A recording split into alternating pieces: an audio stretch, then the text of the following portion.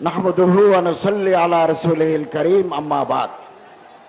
জাতীয় সিরাত করি, আজকের এই বিশাল সিরাত মাহফিলে হাজির হতে পারলাম, আল্লাহ তাআলা তৌফিক দিলেন, আলহামদুলিল্লাহ। আমি বেশিক্ষণ কথা বলবো না। এখানে বিজ্ঞ উলামায়ে কেরাম ওয়াইজিনে আযাম পর্যন্ত আমরা যদি মেনে চলি, ইত্তেবা করি, আমাদের জীবন সাফল্যে 100% সফলতা আমরা অর্জন করতে পারবো। হযরতের জীবন আমাদের ব্যক্তি জীবনে, পারিবারিক জীবনে, সামাজিক জীবনে করো। খাবার, জীবন বাঁচানোর জন্য খাবার তালাশ করো।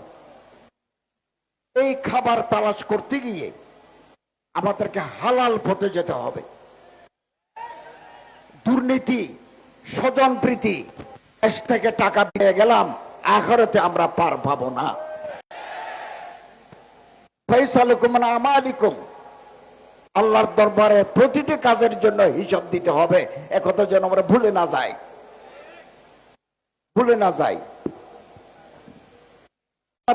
লাকা ওয়াল মুলক লা শারীকা লাক, হাজিরা দেয়। ক্বালা মালাকুল ফিস সামা, আসমানে যত ফেরেশতা আছে একসাথে ডাক মারে, লা লাব্বাইক লা সাদাইক। তোমার হাজিরা কবুল নাই, তোমার জন্য কোনো সুসংবাদ নাই। হজ্জুকা মারদুদুন আলাইক, আল্লাহ তোমার হজ তোমারে ফেরত দিয়েছেন। যে সমস্ত আলেমদের সাথে সামাজিক সম্পৃক্ততা সবচেয়ে বেশি, ওনারা হাদিসের দরসে আছেন, কোরআনের দরসে আছেন, ইমামের মাসনাদে আছেন, খানাকাতে ওনারা তাজকিয়া সবচেয়ে বড় ভূমিকা রেখেছেন। বাবার লাশ ছেলেরা স্পর্শ করে না, সেখানে উলামায়ে কেরাম, মাদ্রাসার ছাত্ররা এদের তাজহিজ, তাকফিন করে, গোসল দিয়ে, জানাজার নামাজ পড়িয়ে তাদেরকে ওরাফা, এই সমস্ত মানুষ সমাজের প্রতিনিধি। আমি নিজেও 17 বছর যাবৎ একটা মসজিদে খুতবা দিয়েছি।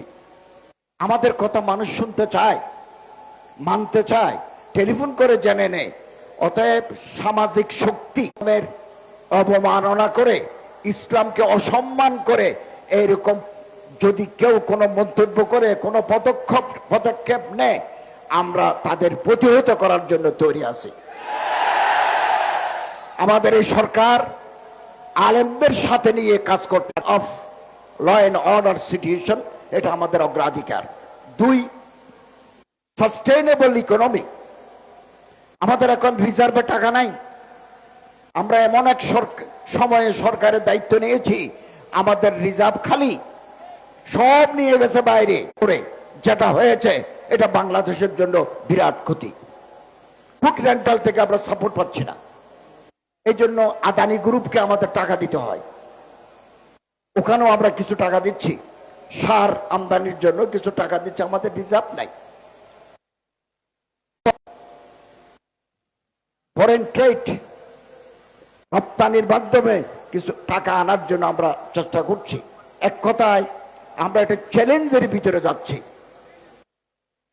এই চ্যালেঞ্জ সাথে সমাধানে কিছু আরো ফরজ আছে। সেকেন্ড ক্যাটাগরি অফ ফরজ, সেটা হচ্ছে পেটের ভাত জোগাড় করা, বিবি বাচ্চাদের জন্য খাবার জোগাড় করা, মা বাবার জন্য অন্ন জোগাড় করা। এটা সেকেন্ড ক্যাটাগরি অফ ফরজ। যে কোনো কাজ, হালাল কাজ। আমি রিক্সা চালাতে পারি, আমি সিএনজি ব্যবসা। তিসআতুল আশর মিনার রিজক আত-তিজারা, রিজিক আসার 10টা পথের মধ্যে 9টা হচ্ছে বিজনেস। আম্বিয়া কেরামদের জীবনে দেখুন, আজ আদম তা ইদম, এটা লোহা দিলেন যে দা ছুরি বানাই দাও, বানাই দিবেন, তিনি লাভ পাবেন।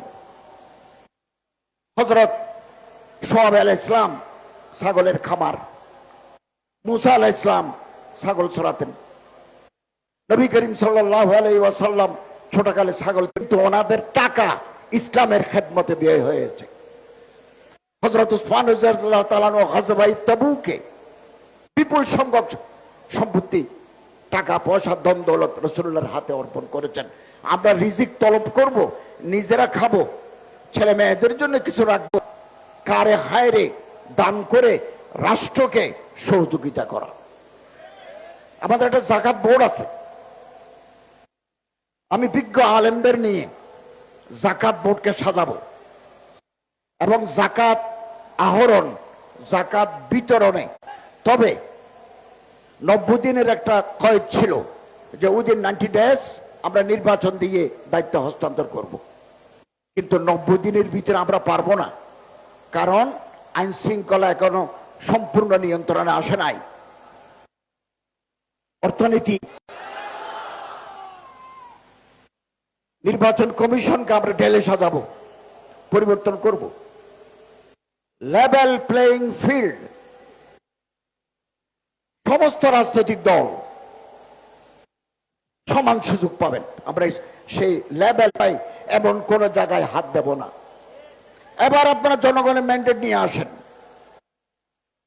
এবার আপনারা সরকার গঠন করেন, আপনারা যা চান তা করতে পারবেন, but you have mandated by the people. ছাত্র জনতার আন্দোলনের ফলশ্রুতিতে এই সরকার আসছে, আমরা দায়িত্ব নিয়েছি এবং দীর্ঘদিনের ঝঞ্ঝাল এগুলো পরিষ্কার করতে আমাদের সময় লাগবে এবং যে আগামী দিনে সরকার আসবে সেই সরকার হচ্ছে বেশি গুরুত্বপূর্ণ, সম্ভাবনা নাই। এই একতলাপ নিয়েই আমরা ইত্তেফাক হব, আমরা একে অপরের হাত ধরব। আমাদের কলিজা ছোট কেন? আমরা কেন আমাদের কলিজা বড় করতে পারি না? কেন আমাদের দৃষ্টিভঙ্গি সংকীর্ণ? চট্টগ্রামের পাহাড়ে, ময়মনসিংহের পাহাড়ে যারা থাকে তারা কোনো না কোনো ধর্ম মানে, এই বড় 4-5টা ধর্ম বাদ দিয়ে আর অন্যান্য ধর্ম মানে, আদিয়ান বাদ দিয়ে অন্য ধর্ম মানে। আমি তাদেরও প্রতিনিধি। আমার মন্ত্রণালয়ে হিন্দু কল্যাণ ট্রাস্ট আছে, বৌদ্ধ কল্যাণ ট্রাস্ট আছে, খ্রিস্টান কল্যাণ ট্রাস্ট আছে, ওখানে টাকা আছে। রাষ্ট্র, সেকুলার রাষ্ট্র, একটা বিধিবিধান আছে, আমি এর বাইরে যেতে পারবো না। জন্মাষ্টমী উদযাপিত হয়েছে, রাষ্ট্রের নিয়ম, প্রেসিডেন্ট বসবেন, প্রেসিডেন্টের পাশে আমি বসবো, মহামান্য রাষ্ট্রপতি বসবেন, আমি বসবো, বসেছি। দুর্গাপূজা আসবে, মহামান্য রাষ্ট্রপতি বসবেন, আমি বসবো, হিন্দুদের কাদনা দেব। এটা রাষ্ট্রীয় নিয়ম, রাষ্ট্রীয় আচার, এগুলো আমাদের মেনে চলতে হবে। আপনার পছন্দ না হলে আপনি আগামী নির্বাচন যেটা দেবে এর জন্য মাঠ তৈরি করেন। কি আদর্শ চান, কোন আদর্শে দেশ চালাতে চান সেটা মানুষকে বুঝান। আমি তো রাজশাহী থেকে আহলে হাদিসের 2টা মাদ্রাসা ভিজিট করেছি, এটা আলিয়া মাদ্রাসা, কামেল মাদ্রাসা ভিজিট করেছি, এটা দাওরা হাদিস পর্যন্ত কওমি মাদ্রাসা ভিজিট করেছি। আমি শ্রী শ্রী গৌরাঙ্গ দেবের ঠাকুরের মন্দিরে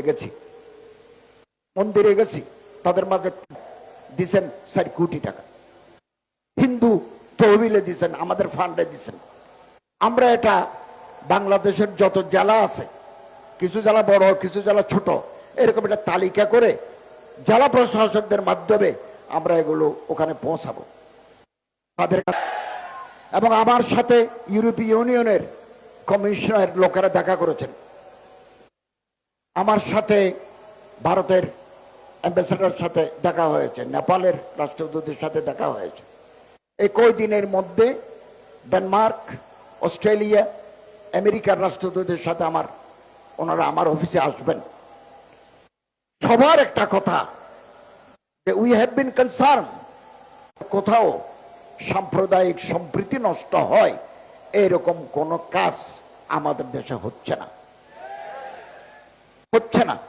আমরা রাষ্ট্রের পক্ষ থেকে যত নিরাপত্তা ব্যবস্থা গ্রহণ করা দরকার সেটা আমরা গ্রহণ করছি। তারা নির্বিঘ্নে তাদের ধর্ম পালন করবেন, আমাদের রাষ্ট্রের পক্ষ থেকে কোনো বাধা নাই। সামান্য আবার বসানো হয়েছে, তাই বললাম এগুলো কারা করলো? তিনি বললেন জমি নিয়ে বিরোধ, জায়গা নিয়ে গোলমাল। এই জায়গা নিয়ে গোলমাল হবে, কালকে পত্রিকায় উঠবে সূত্রপুরের মূর্তি ভাঙিয়ে ফেলছে। এটা তো জায়গার গোলমাল, দায়ভারটা আসা আমাদের উপরে।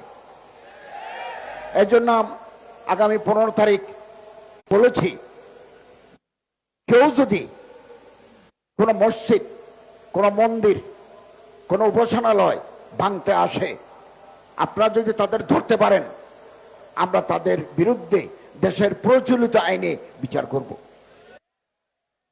করব। আমি আপনাদের খেদমতে আরজ করি, মরা পাওয়া যায় কিনা।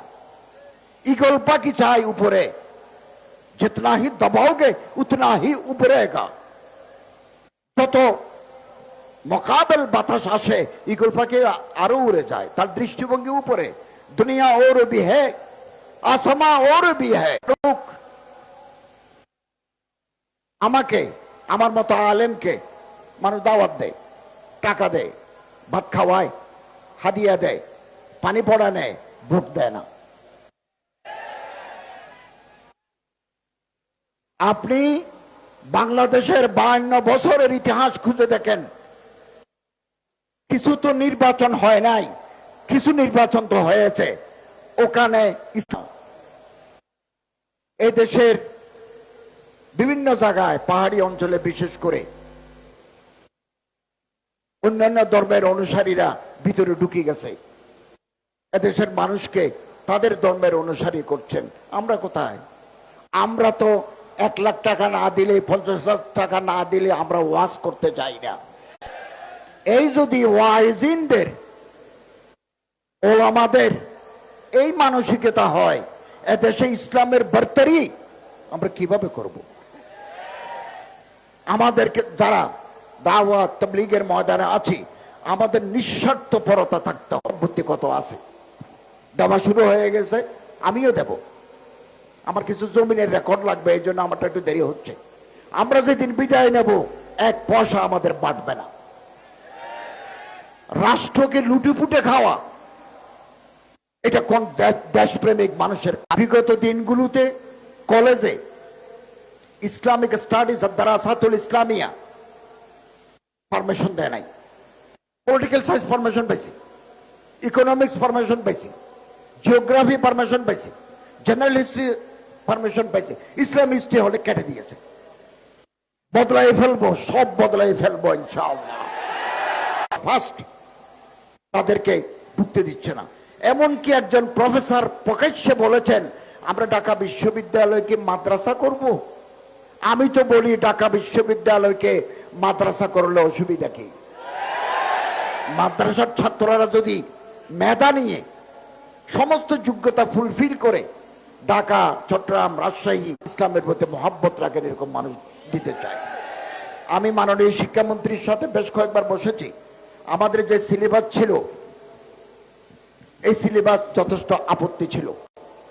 2012 সালকে কেন্দ্র করে আপাতত আমাদের বই ছাপতে হবে, জানুয়ারির 1 তারিখ বই দিতে হবে। আমাদের হাতে সময় কম।